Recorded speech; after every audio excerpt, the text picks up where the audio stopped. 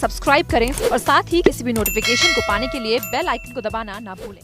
Presented by Dev Films।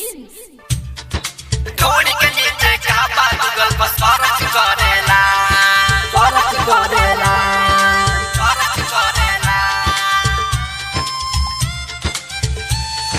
भतरा सारा पैसा नेट में खर्च करेला, भतरा सारा पैसा नेट में खर्च करेला।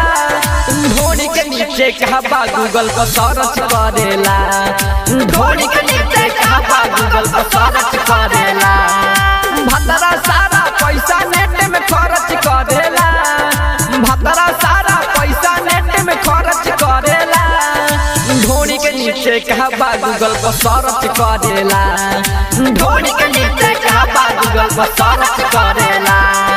DJ Manish Raksol।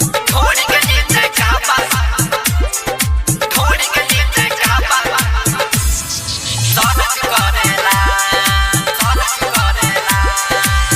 धके मोर पियावा सखी पलंग हिलावे, टॉनिक जवानी में बन बीटा मिलावे, बीटा मिलावे।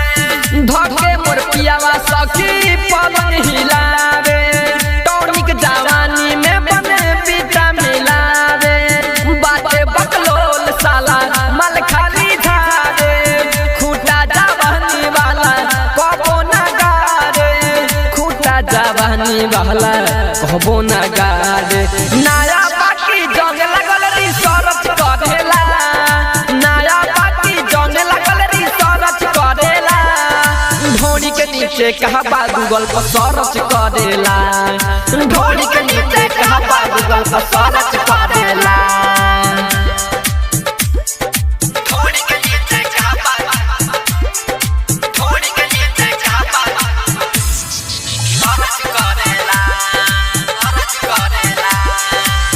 बारे बम गोला सखी हमर जवानी, राइटर दीपक राम बाबू न मानी, बाबू न मानी। बारे बम गोला सखी हमर जवानी, शमशेर सवलिया इम्तियाज न मानी।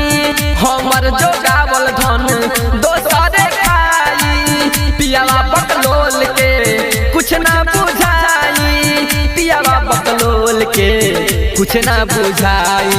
ऊपर टाइट नीचे लूज हरज करेला, ऊपर टाइट नीचे लूज हरज करेला।